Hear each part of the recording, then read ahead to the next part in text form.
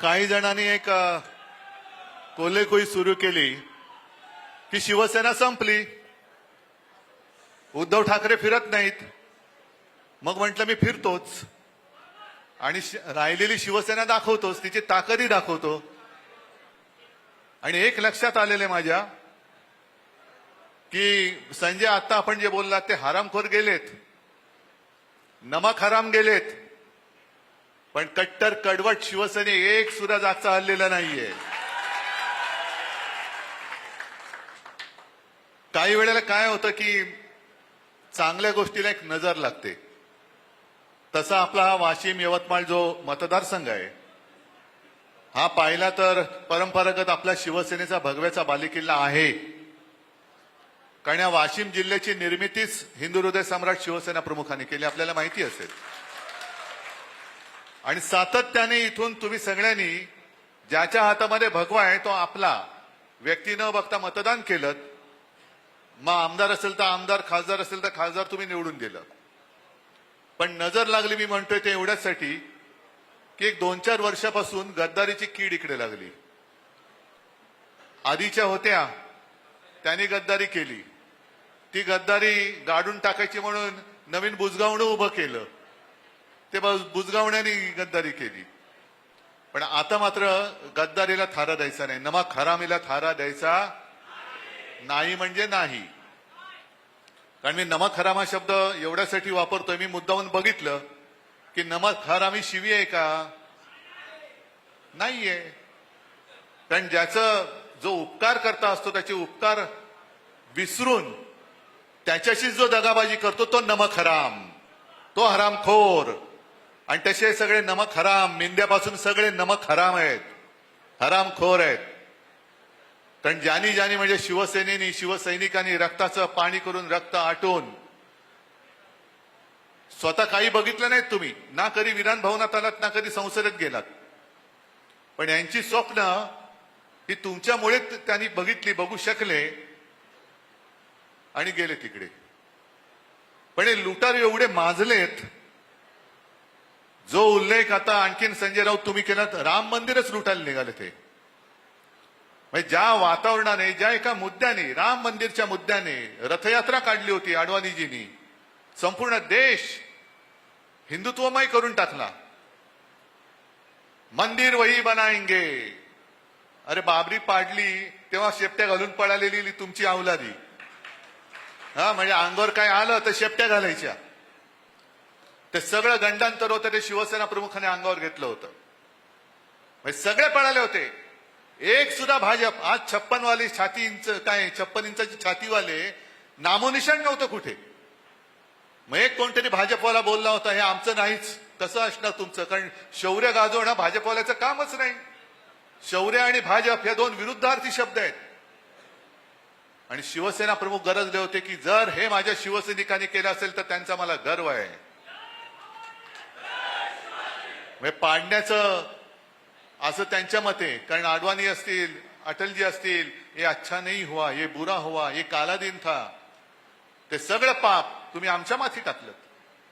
आणि राम मंदिर उभारणीचं, जे राम मंदिर यांनी उभारलंच नाही, कोर्टाच्या निर्देशाने उभारलं गेलं, त्याचं श्रेय घ्यायला मात्र टिकोजीराव तिकडे. पण त्या राम मंदिरासाठी सुद्धा अनेक कारसेवकांनी रक्त सांडलेलं आहे, जीव दिलेले आहेत, जीव गमावलेले आहेत, दंगली घडलेल्या आहेत, अनेक जणांवरती पोलिसांच्या केसेस झालेल्या आहेत. मंदिर वही बनाएंगे, मंदिर वही बनाएंगे. मग शिलापूजन झालं, त्याच्यात सुद्धा शिवसेना प्रमुख, शिवसेना म्हणजे आता जे म्हणतात ना मी फिरलो नाही, तेव्हा शिवसेना प्रमुख जर फिरले नसते तर भाजपला गावातल्या काळ्या कुत्र्याने विचारलं नसतं. आणि अशी हिंदुत्वाची लाट निर्माण झाली, राम मंदिर निर्माण झालं. काय अभिमान वाटला आपल्याला. आणि त्या राम मंदिरावरती दरोडा घालणारे आत्ताचे बाबर आहेत हे. त्या काळी मंदिर पाडलं गेलं होतं, या काळी मंदिर बांधून लुटणारे ही बाबराची अवलाद नाही तर दुसरी कोणाची अवलाद आहे? गद्दारी फक्त उद्धव ठाकरेशी नाही झालेली, गद्दारी फक्त शिवसेनेशी किंवा गद्दारी तुमच्याशी नाही झालेली. गद्दारी या देशातल्या हिंदूंशी झाली आहे, हिंदूंच्या भावनांशी झालेली आहे, हिंदुत्वाशी झालेली आहे गद्दारी आहे. हे गद्दार जे तिकडे गेलेत त्याच्यामध्ये एका तरी हिंमत आहे लोकसभेमध्ये उठून प्रश्न विचारण्याची? राम मंदिर लुटलं जात आहे. मध्य प्रदेशमधले मध्य प्रदेशच्या मुख्यमंत्र्यांच्या नावाने मंदिरांच्या इथल्या जमिनी ढापल्याच्या कुटुंबियांच्या नावाने ढापल्याचे घोटाळे बाहेर येत आहेत. आता येताना मी वाचत होतो राजस्थानमध्ये एक केंद्रीय मंत्री आहेत चौधरी नावाचे. इकडे शेतकरी आलेत का रे? सगळे खुश आहेत का? तुमच्या मालाला शेतमालाला भाव मिळालाय? तुम्हाला नाही मिळाला. पण चौधरी नावाच्या त्या माणसाने काय केलं, तो या समितीचा उपाध्यक्ष आहे, त्यांनी स्वतःच्याच काकडीच्या शेताला 99 लाखाचं अनुदान देऊन टाकलं. बसा बोंबलत तुम्ही, हमी भाव पाहिजे, हमी भाव पाहिजे, हमी भाव पाहिजे. हमी भाव पाहिजे असेल तर खासदार व्हा, आमदार व्हा, मग बघा कसा हमी भाव मिळतोय खोक्यानी. मग खोक्याने हमी भाव मिळतोय. पण त्या चौधरी नावाच्या माणसाने स्वतःच्याच खात्यातनं स्वतःच्याच शेताला काकडीच्या पिकासाठी 99 लाख रुपये अनुदान देऊन टाकलं. याला म्हणतात कोल्हा काकडीला राजी. कोल्हा म्हणजे शूद्र वृत्तीचा माणूस. त्याला काकडी दिला तरी तो आनंदी असतो. सुख किती जरी असलं तरी काकडी दिली तरी चालतं. तसे गद्दार, त्यांना तुमचं प्रेम परवडलं नाही, प्रेम नाही पचलं, पण गद्दारी पचते म्हणून नमक हरामी केले त्यांनी. हा राम मंदिराचा मुद्दा, हिंदुत्वाशी गद्दारी केलेला मुद्दा, आपल्याशी गद्दारी केलेला मुद्दा सोडता येणार नाही, सोडू शकत नाही.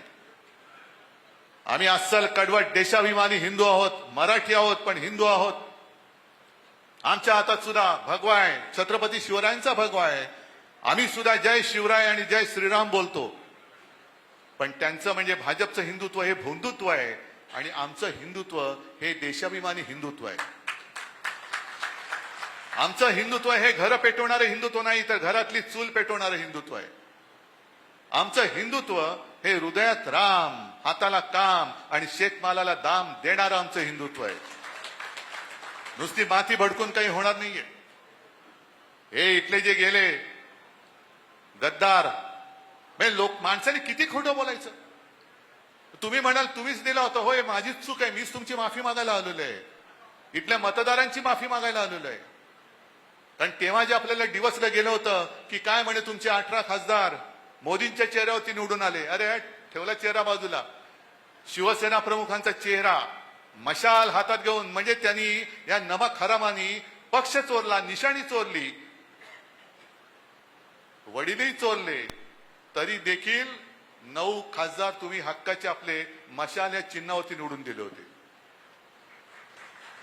आणि मला आठवत आहे की मी इथे आलो होतो, जवळपास लोकसभेच्या प्रत्येक मतदारसंघात मी आलो होतो ना, फिरलो होतो ना.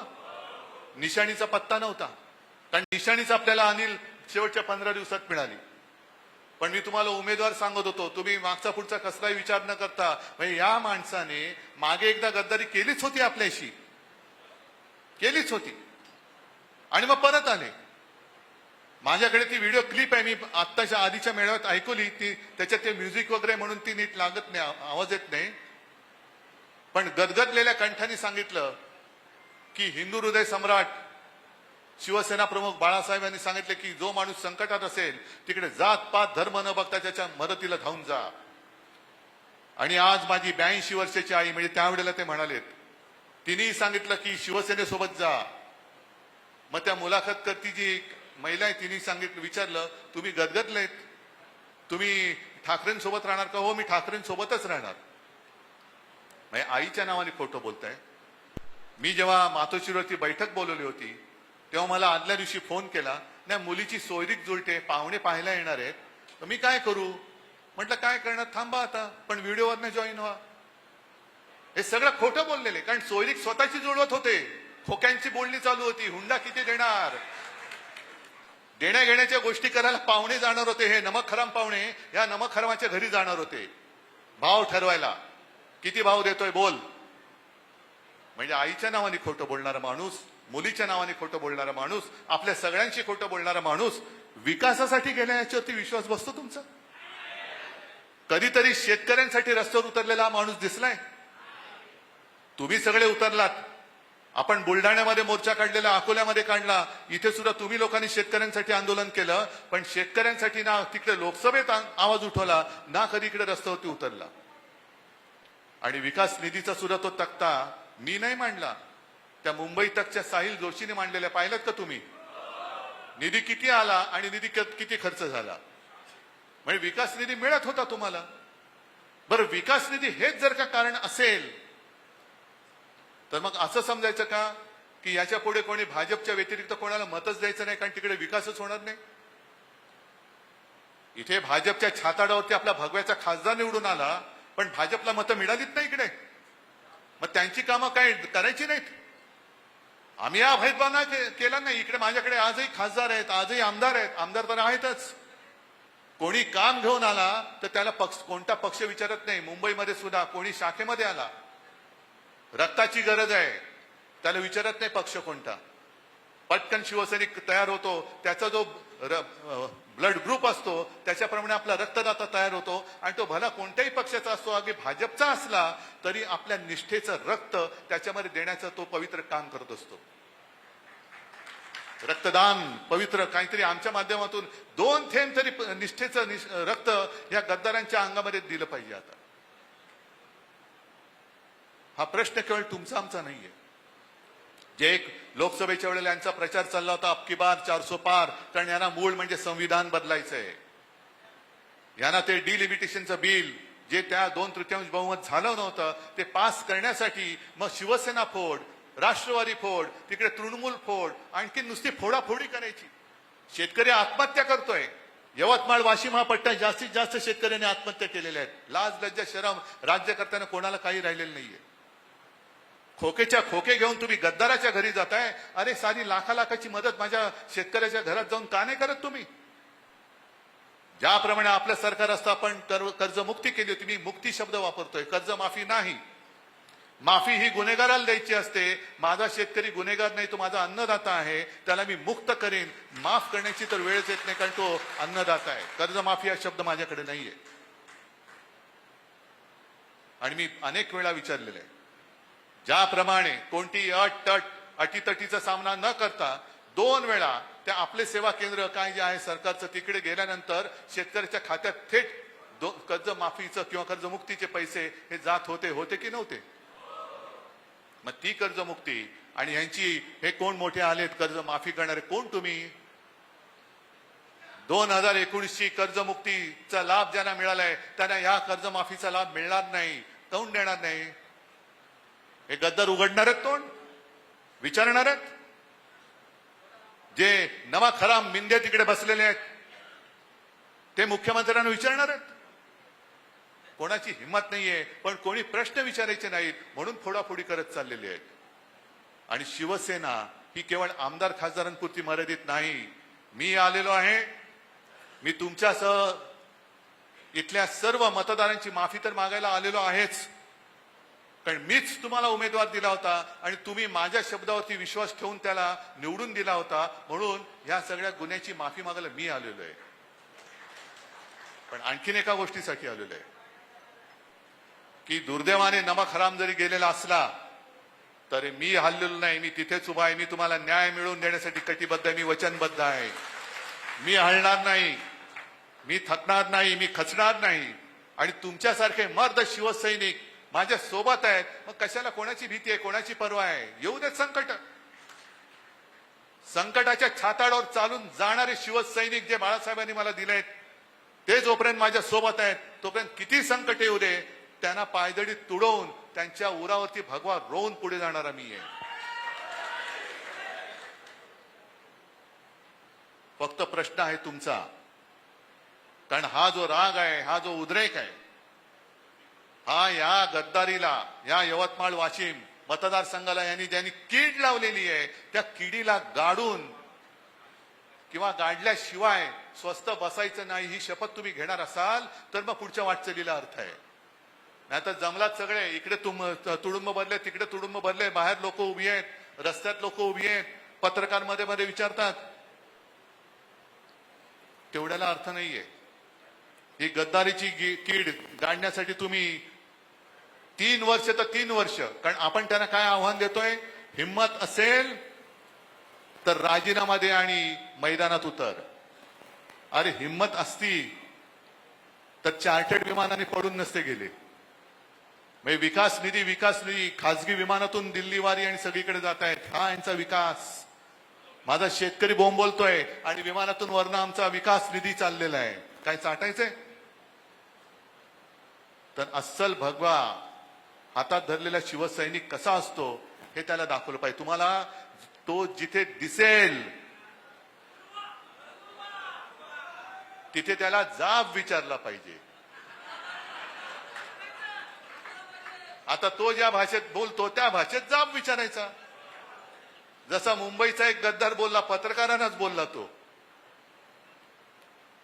ज्याची जशी भाषा आणि ज्याचं जसं कृत्य असतं तसा जाब कसा विचारायचा तो मी आत येताना नितीन भाऊ तुम्ही सांगत होता. त्याच्यामुळे जाब कसा विचारायचा मी नाही सांगत, पण जाब विचारायचा हे तुम्हाला मी नक्की सांगतोय. आहे तयारी? आणि यापुढे यवतमाळ वाशिम हा जो काय आपला लोकसभा मतदारसंघ आहे, आतापर्यंत काय व्हायचं, संपूर्ण मतदारसंघात खासदार यायचा तो खालच्यांची सेटिंग करायचा की खाली तू वरती मी, खालती एकच यायचा तो म्हणायचा खाली मी वरती तू. नाही, मला आता खाली वरती काय नाही, मला आमदार पण पाहिजेत आणि मला खासदार पण पाहिजे. देणार आहात तुम्ही? आता सांगितलं ना डॉक्टर देवळे, बरोबर ना? गेल्या वेळेला किती मतं पडली? 1,04,000. कुठला मतदारसंघ होता? वाशिम. पुढच्या वेळेला आमदार करण्याची जबाबदारी तुमची. आतापासून तयारीला लागा. निवडणुकीसाठी जी मांडणी करायची, जी बांधणी करायची ती करत राहा आणि त्याच बरोबरीने हा गद्दार जिकडे फिरेल तिथे तिथे त्याला जाब विचारत राहा. सगळ्यांना धन्यवाद देतो आणि परत सांगतो, तुमचं प्रेम, तुमची निष्ठा हीच माझी ताकद आणि या ताकदीच्या जोरावरती मी पहाडासारखा उभा राहून तुमच्यावरती जे संकट येईल ते तुडवल्याशिवाय राहणार नाही. जय हिंद, जय महाराष्ट्र.